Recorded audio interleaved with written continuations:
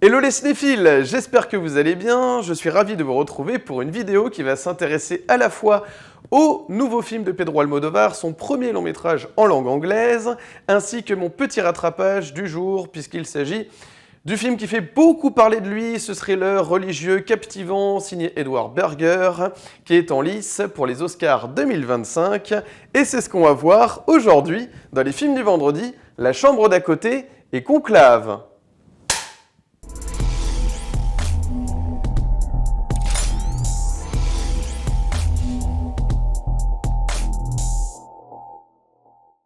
Salut à tous et bienvenue dans les films du vendredi. Aujourd'hui, j'ai le plaisir de revenir sur La Chambre d'à côté, The Room Next Door, le premier long-métrage en langue anglaise de Pedro Almodovar avec Tilda Swinton et Julianne Moore, ainsi que Conclave, ce thriller religieux captivant qui fait beaucoup parler de lui, avec en vedette Ralph Fiennes et réalisé par Edward Berger, film qui est en lice pour les Oscars 2025.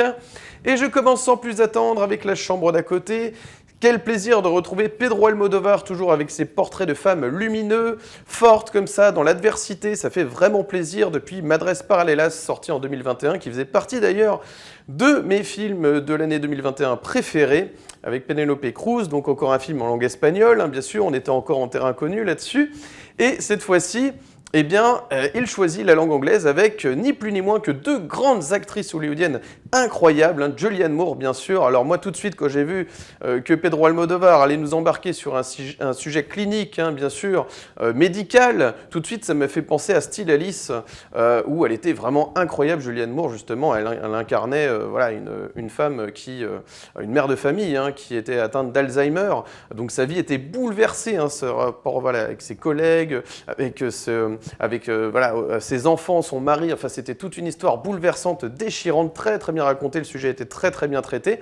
Cette fois-ci, j'ai envie de dire que la patiente, c'est plutôt Tilda Swinton, hein, bien sûr, donc son amie, hein, puisque c'est l'histoire de deux amis que la vie a séparés, mais qui se sont rencontrés au même endroit, c'est-à-dire un magazine, travaillait pour le même magazine. Donc nous avons d'un côté Ingrid, incarnée par Julianne Moore, qui est donc cette romancière hein, qui écrit des autofictions. Et de l'autre côté, nous avons donc Martha, incarnée par Tilda Swinton, qui est donc une reporter de guerre, qui est atteinte du cancer du col de l'utérus en phase terminale. Donc c'est absolument bouleversant puisqu'elles vont se retrouver à cette occasion. Et en plus, ironie de l'histoire, c'est que, en plus de ça, le dernier roman de Ingrid eh bien, parle de la mort, justement. Donc vous voyez un petit peu le contexte dans lequel vont se retrouver ces deux amis. Donc c'est voilà, c'est absolument terrible. Donc Ingrid va rendre régulièrement visite à Martha donc à l'hôpital. Et à un moment donné, donc, eh bien, Martha va voilà, demander quelque chose de très spécial à son amie.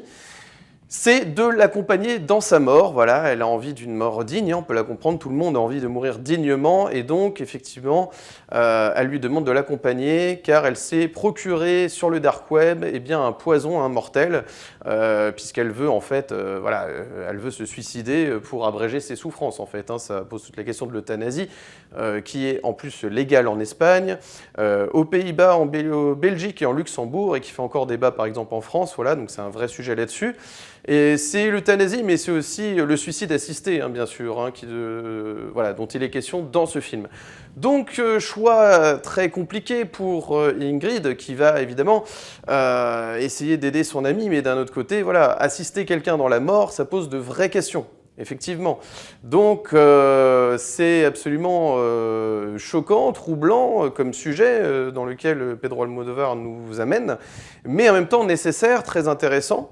Et donc, Martha va avoir l'idée pour ces derniers jours eh bien, de réserver donc, eh bien, une résidence voilà, à quelques kilomètres, hein, très éloignée évidemment de Manhattan, pour essayer de se ressourcer. Donc voilà, on est dans une grande maison avec piscine, un peu dans la nature, tout ça. Enfin, voilà, elle essaye de trouver en fait finalement eh bien, un lieu paisible pour mettre fin à ses jours et que ces derniers jours justement soient les plus agréables possibles. Voilà.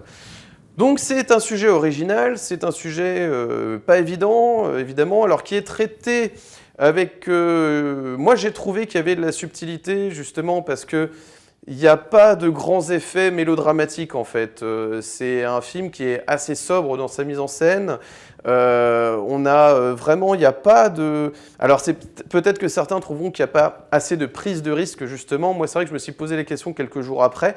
Mais d'un autre côté, je pense que Pedro Almodovar veut nous faire réfléchir aussi sur, sur la fin de vie, en fait. C'est un vrai sujet. On a justement ce deal en fait qu'il y a entre Martha et Ingrid qui est absolument déchirant.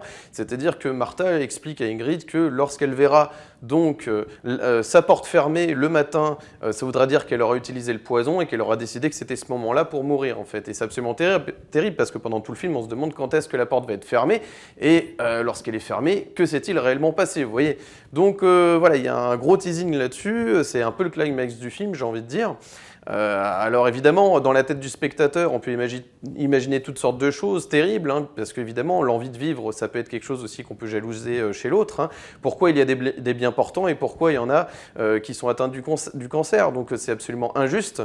Donc on aurait pu imaginer évidemment des pulsions un peu criminelles de la part de Martha, par exemple. Voilà. Donc je ne vais pas en dire plus, mais c'est vrai que moi je me suis posé des questions. Est-ce qu'il ne va pas y avoir ça? C'est-à-dire finalement, derrière les grands discours, tout le monde a envie de vivre. Et puis finalement, voilà, c'est un vrai film sur l'acceptation de la mort, sur l'accompagnement dans la souffrance, dans la mort, là en l'occurrence de cette amie. En plus de ça, on a en toile de fond, on nous explique que Martha n'a pas renoué des liens avec sa fille depuis longtemps. Donc ça va être intéressant puisque... Attention, hein, je vais essayer de ne pas faire de mini-spoil, mais disons que voilà, Tilda Swinton va incarner les deux rôles en fait. Voilà. Donc de toute manière, c'est pas du spoil, comme vous savez que vous êtes en phase terminale. Hein. Vous imaginez bien quelle est l'issue du personnage de Martha. Donc je considère que c'est pas du spoil, mais voilà. Donc elle va jouer à la fois donc Martha et donc je crois que c'est Michel de mémoire, la fille donc de Martha. Donc vous voyez, elle va avoir les deux rôles, donc ça va être intéressant, c'est-à-dire que il va y avoir moi j'y ai vu un petit peu une sorte de message comme quoi finalement à travers ces enfants on continue d'exister. Voilà. Alors je sais qu'on n'en parle pas beaucoup de ça dans le film, peut-être parce que justement ça concerne l'issue. Mais voilà, je ne considère pas que c'est un énorme spoil dans le sens où ce qui va être intéressant, c'est la manière dont ce sujet va être amené. Parce que évidemment que quand on parle de cancer, vous imaginez bien comment ça se finit. Donc je pense que ce qui est intéressant, c'est de voir ce discours sur le fait qu'elle joue les deux rôles. Je trouve ça intéressant parce que voilà, je pense que c'est philosophiquement, faire des enfants, c'est prolonger sa propre existence. Voilà, hein, c'est quelque chose que tout le monde sait en philosophie. Donc évidemment, c'est quelque chose que montre très bien Almodovar. Alors, je ne vais pas être forcément dithyrambique sur ce film. Je pense que, évidemment, il y a peut-être des choses qui... Enfin, la sobriété du dispositif, c'est à la fois sa force et à la fois sa faiblesse. Sa force pour révéler à elle-même, en fait, ces actrices, qui n'ont plus rien à prouver, bien entendu, mais disons que c'est ce qui fonctionne grâce à cette sobriété dans la mise en scène, c'est ce qui va absolument laisser un espace énorme pour les actrices qui vont mettre tout leur talent, hein, que l'on connaît bien entendu. D'un côté, nous avons Ingrid qui va se nourrir forcément de ce qu'elle vit avec Martha, ça lui donne des idées, elle est romancière, elle écrit, etc. le soir. Et d'un autre côté, Martha qui, elle, se concentre sur l'essentiel, le cri des oiseaux, sur la neige qui tombe, sur finalement quelque chose qui est très proche de la nature, comme si on se raccrochait à des choses, à l'essentiel, quand on sent qu'on est dans ces derniers jours, on se raccroche véritablement à ce qui est de plus essentiel dans l'existence finalement. Voilà. Donc elle est très sur les sens. Voilà. Comme le cinéma c'est aussi une expérience des sens, je trouve que Almodovar le met bien en lumière, ça, voilà. Et en plus de ça, toujours avec ses couleurs jaune, rouge, il y a quand même quelque chose d'assez lumineux dans ses films, même quand il parle de sujets graves. La grande force d'Almodovar, c'est de toujours mettre cette lumière dans ses films, et ça, c'est vraiment quelque chose d'agréable, voilà. Surtout que le sujet n'est pas évident, n'est pas facile. Alors évidemment, d'autres cinéastes avec le même sujet pourraient être dans quelque chose dans une noirceur extrême. Là, au contraire, Almodovar met toujours de l'espoir dans ses films, mais c'est pas de l'espoir... je trouve que voilà, c'est pas grave de mettre de l'espoir, je veux dire. Certains vont peut-être dire que justement ça tombe dans le mélo, etc. Moi, je trouve qu'il évite le côté un peu pathos, machin, un peu facile. Au contraire, je pense qu'il est vraiment, comme tout le film se base sur l'acceptation de la mort. Au final, ouais, il n'y a pas de grand discours, non, c'est juste la mort. Voilà, et ce passage qui va être effectivement essayer de se faire de la meilleure des façons possibles, puisqu'il y a la question de la dignité derrière tout ça. C'est-à-dire que, en fait, comme le dit lui-même Almodovar, hein, ce sont ses propres mots, c'est-à-dire que, en fait, on a le droit de choisir sa vie. Pourquoi on n'aurait pas le droit de choisir sa mort, en fait, voilà.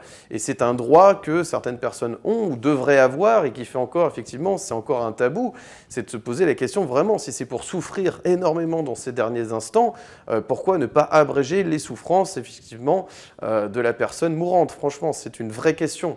Alors peut-être que le film, on pourrait lui reprocher d'être un peu trop... il a trop de certitude à ce point de vue, voilà, sur ce point de vue-là. On sent que Pedro Almodovar, voilà, pour lui, clairement, l'euthanasie, on a bien compris que voilà, c'était vraiment une solution, que c'était quelque chose de bien, etc. Mais ça aurait pu être intéressant de questionner. Moi, j'aime toujours quand les films sont plutôt dans le questionnement, véritablement, plutôt que vraiment, très sur deux, quoi, comme le dirait le cardinal Lorenz, justement, pour faire le raccord avec Conclave, où voilà, avoir des certitudes, c'est se poser la question autour de la foi, parce que justement, si on n'a plus de certitude, à quoi bon croire en des choses, etc. Donc c'est, voilà, je trouve que ce côté certitude, comme quoi la solution, c'est de s'euthanasier, voilà, ça peut être un peu la limite du film, voilà, je dirais. Alors, voilà, je pense que ce qui va rester, moi, ce qui m'est resté de cette expérience pendant la séance, c'est ces deux grandes actrices que sont Tilda Swinton et Julianne Moore et qui reconfirment encore une fois, qui soulignent leur talent. Moi, encore une fois, hein, je vous parle de Stylaliste par exemple pour Julianne Moore. Moi, je rêverais justement qu'Almodovar, le prochain coup, s'il refait appel à Julianne Moore, c'est de lui donner un rôle justement de la trempe de celui de Tilda Swinton dans La chambre d'à côté. Voilà, un truc, ouais, je sais pas, soit elle est mourante, soit elle a des crises, vous voyez, je sais pas moi, qu'elle est dans un trip psychiatrique, ça pourrait être extraordinaire avec Julianne Moore aussi, voilà. Donc en tout cas, effectivement, il s'est bien entouré. Moi, je trouve pas que ce soit un problème, la langue anglaise. J'ai trouvé vraiment qu'on était dans un Almodovar. C'est pas parce que, voilà, on entend de l'anglais, c'est pas parce que, justement, il s'est entouré d'un casting américano-britannique que, d'un seul coup, voilà, ça change véritablement ses films, le fond, la forme, sa mise en scène, sa lumière, sa positivité malgré des sujets très durs. Les femmes sont toujours très bien mises en lumière, en avant. Elles sont sublimées par la caméra. À chaque fois, voilà, c'est des très très beaux portraits de femmes et ils continuent de le faire et peu importe dans quelle langue c'est fait. Je suis tombé, je vous dis, sur des, sur des critiques où voilà, on parlait du fait que ce soit pas en espagnol, d'un seul coup, c'est comme si on enlevait, on a l'impression qu'en lisant ce genre de critiques, on a l'impression que c'est comme si on enlevait 50% de l'identité d'un film d'Almodovar. Je suis désolé, c'est pas parce qu'il n'y a pas Penélope Cruz ou je ne sais qui, ou son casting habituel, que forcément, d'un seul coup, c'est plus un film d'Almodovar. Donc voilà, non, au contraire, ça apporte de la nouveauté. Moi, je suis absolument pour ce genre d'initiative de la part d'Almodovar. S'il continue sur ce créneau-là, pourquoi pas? Ça change un peu, et puis c'est bien de se renouveler, de changer un petit peu. Il a peut-être aussi, personnellement, envie de travailler avec d'autres types d'actrices, des actrices qu'il aurait toujours voulu mettre en scène, qu'il n'a jamais eu l'occasion de mettre en scène. Donc au contraire, c'est très beau, c'est très très beau cette collaboration. Ça profite aussi à la fois de Julianne Moore, aussi, à Tilda Swinton, qui ont un très grand rôle comme ça à porter sur une cause en plus qui est très forte, sur le cancer, sur l'euthanasie, sur des sujets quand même très très durs. Donc voilà, non, c'est des très beaux rôles. Et moi, voilà, je trouve qu'on passe...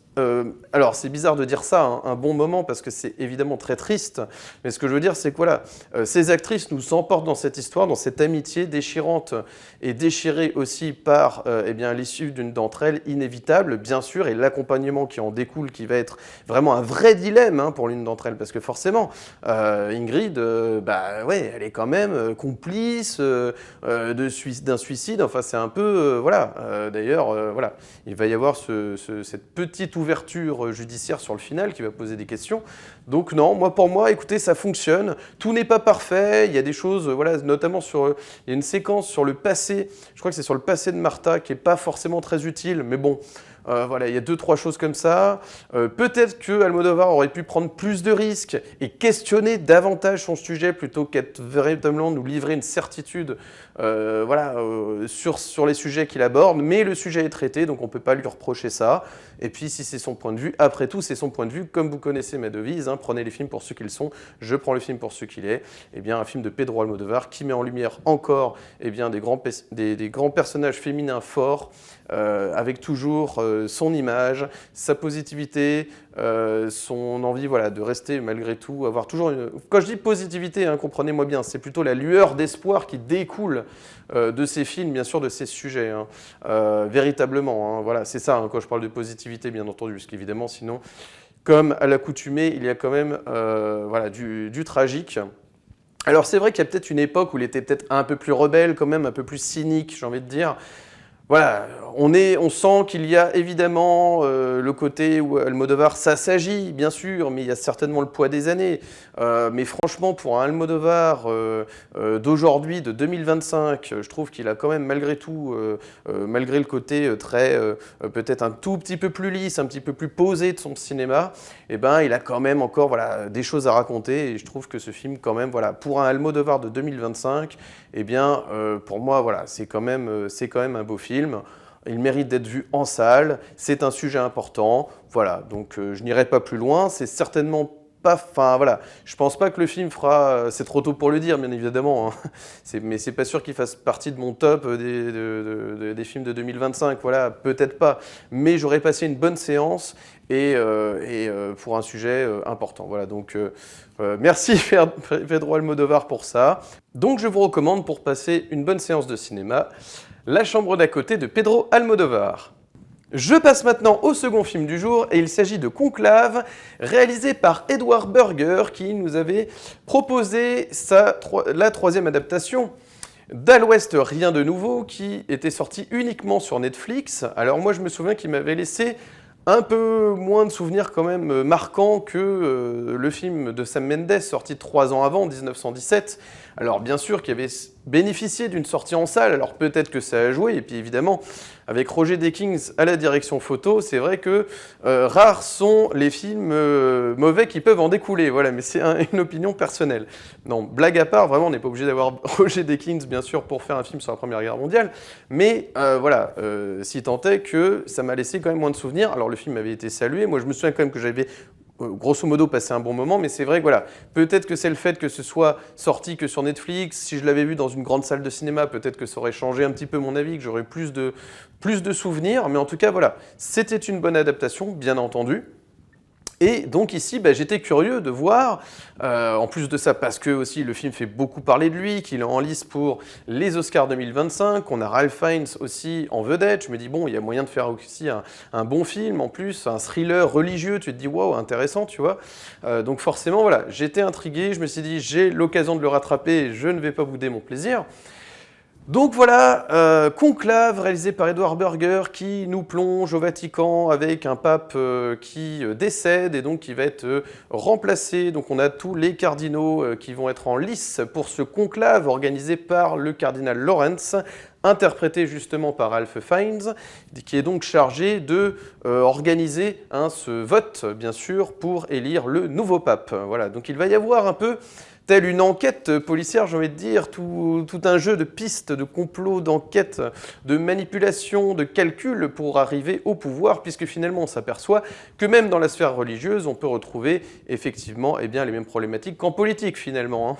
Hein. C'est quand même assez bien vu, avec ce vote qui n'en finit plus, parce qu'il va y avoir en plus de ça les accusations sur les différents cardinaux, donc en lice pour le remplacement du pape, donc forcément...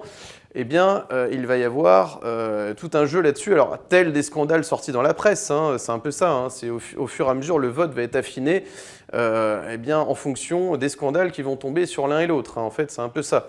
Donc, d'un côté, on a ce cardinal Tedesco aussi, qui est soupçonné d'avoir plutôt un discours haineux, donc qui pourrait envers les autres religions, donc qui est pas forcément le meilleur choix. D'un autre côté, on en a un autre aussi, qui est accusé d'abus sexuels, tout ça. Donc petit à petit, on va découvrir que le casting de ces cardinaux qui prétendent au trône sont pas forcément les bonnes personnes. Voilà. Donc finalement, ça va être assez terrible pour Lawrence de s'assurer que le nouveau pape soit un pape clean, hein, entre guillemets. Donc c'est ça qui va être un peu haletant dans le film, intriguant, c'est de savoir un peu finalement quelle va être l'issue de ce vote en fait. Hein. C'est ça qui va vous tenir en haleine sur les 2 heures que compte le film. Voilà. Donc Lawrence nous apparaît comme quelqu'un justement de plutôt juste, voilà, il a un discours sur la certitude qui est très très beau justement, c'est-à-dire que voilà, si on a que des certitudes dans l'existence, bah, finalement à quoi bon avoir la foi, donc ça pose la question de la foi, ça pose la question aussi eh bien de la question du pouvoir en fait, hein, finalement, que ce soit dans la sphère religieuse, politique ou autre, en fait, ben voilà, qu'on soit cardinal ou pas, on reste un être humain et la soif de pouvoir finalement peut atteindre n'importe quel individu, donc c'est très bien vu à ce niveau-là. Alors effectivement, il y a toute une question, j'ai vu autour du film, comme quoi, voilà, il y a au niveau de la vraisemblance religieuse, voilà, tout n'est pas exactement tel que c'est décrit dans le film, et ça c'est souvent le cas. On reste dans un film de cinéma, donc évidemment c'est très documenté, mais il peut y avoir des petites erreurs, comme par exemple un cardinal dit in pectore, eh bien n'a pas forcément justement le droit de participer au conclave, et le film justement montre que si, voilà, donc il peut y avoir des petites erreurs comme ça, des petits scories, mais qui sont pas forcément, qui vont pas casser totalement le film justement. Pour les plus initiés, je pense pas que ça va les déranger plus que ça. Je crois que c'est la seule erreur d'ailleurs, hein, vraiment en termes de documentation sur comment ça se passe au Vatican, chez les cardinaux, voilà, le pape, etc. Vraiment globalement, c'est bien analysé. Alors, il y a quelque chose que j'ai trouvé aussi assez fort, c'est le travail sur le son, parce que véritablement, j'ai trouvé qu'on avait les échos, en fait, on se croirait vraiment quand on est, je sais pas moi, dans la chapelle Sixtine, par exemple, qui a été refaite justement, recréée dans les studios italiens de Cinecittà, et ben, tu t'aperçois finalement qu'avec les bruitages aussi, eh bien, tu ressens l'écho, une porte qui grince, en fait, quelque chose qui... Voilà, tu te sens véritablement dans un environnement religieux, en fait. Et ça, c'est très, très bien vu, hein, même quand tu fermes les yeux, en fait. Ça, j'ai trouvé ça assez fort. Et puis, on a aussi toute cette crédibilité sur, évidemment, les costumes, mais pas uniquement les costumes, la manière de les porter, la manière de les mettre en lumière aussi. Alors, c'est une mise en scène assez sobre, hein, véritablement. Hein. Aujourd'hui, on est sur 2 films, hein, dans les films du vendredi aujourd'hui. Je vous présente 2 films quand même à la mise en scène relativement sobre. On n'en fait pas des caisses, on fait juste ce qu'il faut, le climax au bon endroit, etc. Mais il n'y a pas de surenchère. Voilà. On aime bien aussi dans les films de vendredi quand il n'y a pas de surenchère, bien entendu, quand les choses arrivent au bon moment, qu'il y a une bonne construction autour des personnages et que ça aboutit véritablement après, bah voilà, quand il y a un moment fort dans le film, et ben c'est d'autant plus fort que vous avez toute la construction, hein, tout ce building au début du film dans la narration qui vous permet eh bien, de prendre parti, d'être scandalisé, voilà, mais de ressentir une émotion sur le final. Voilà. Donc voilà, à ce niveau-là, c'est plutôt bien fait. Comme je dis, il n'y a pas de grande prise de risque, mais cette enquête un peu comme ça, parce que c'est quasiment une enquête après à la fin, le cardinal Lawrence finalement, qui était là pour organiser un conclave, bah, s'aperçoit que finalement il est un peu...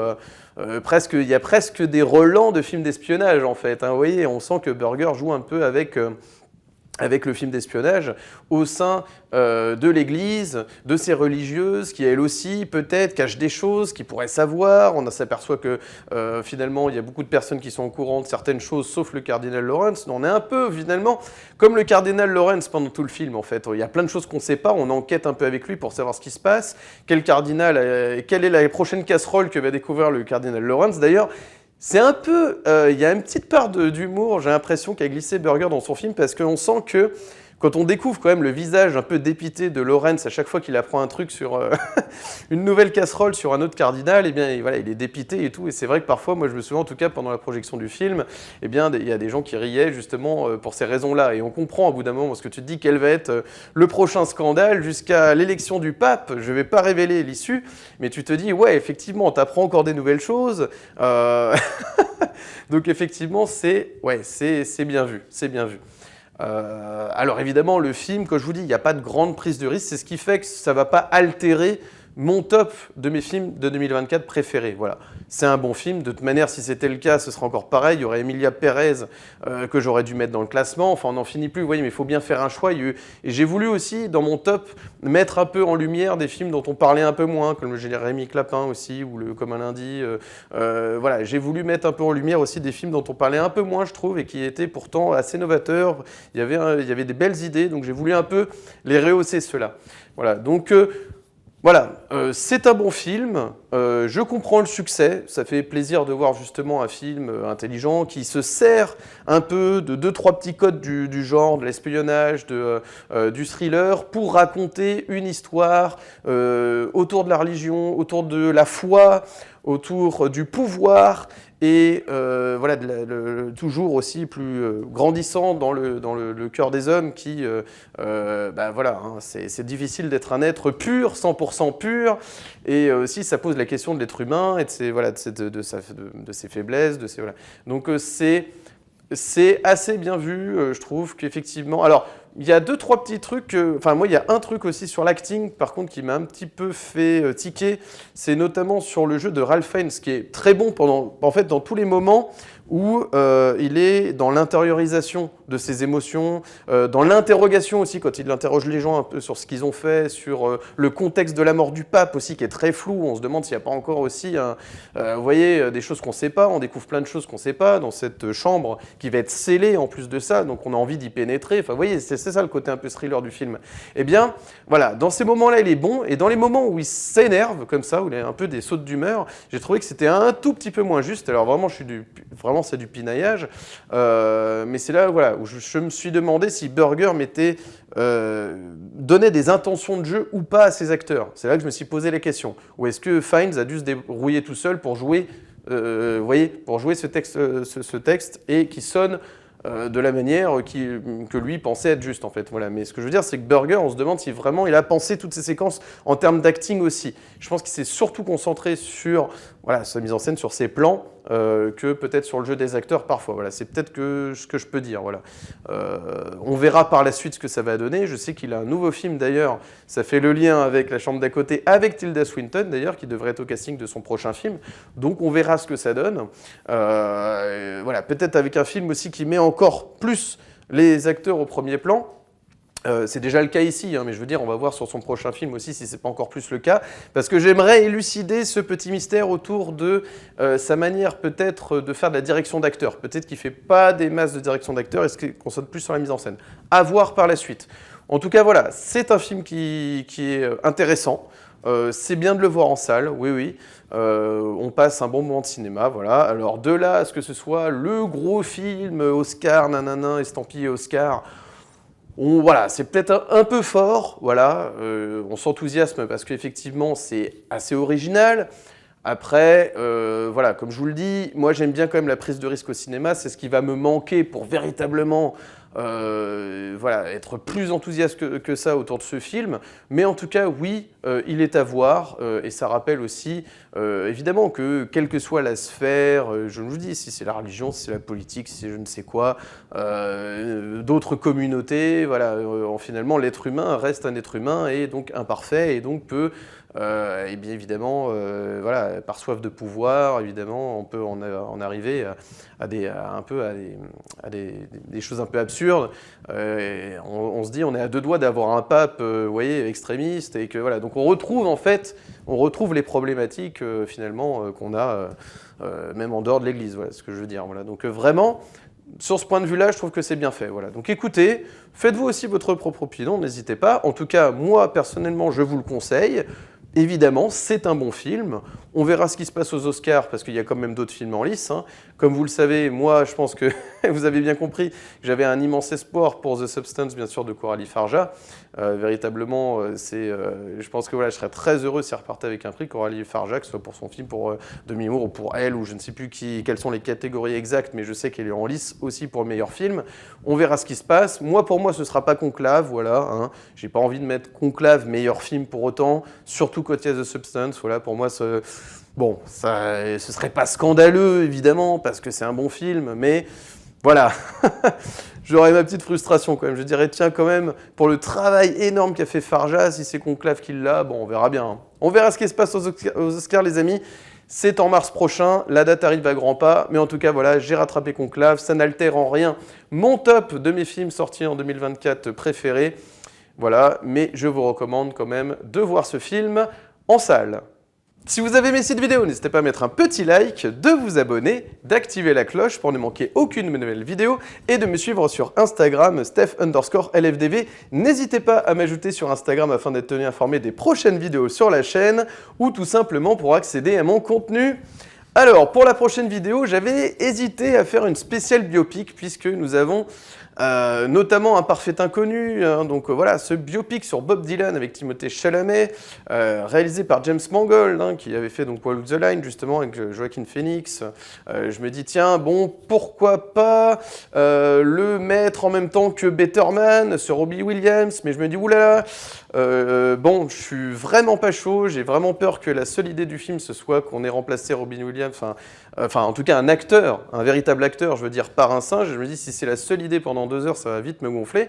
Mais il y a une abonnée qui m'a motivé en me disant bon, non, voilà, c'est pas que ça, donc du coup je sais pas, peut-être que je lui donnerai une chance, mais j'irai vraiment à reculons, hein. J'espère être agréablement surpris. Si c'est pas le cas, ça va être très dur.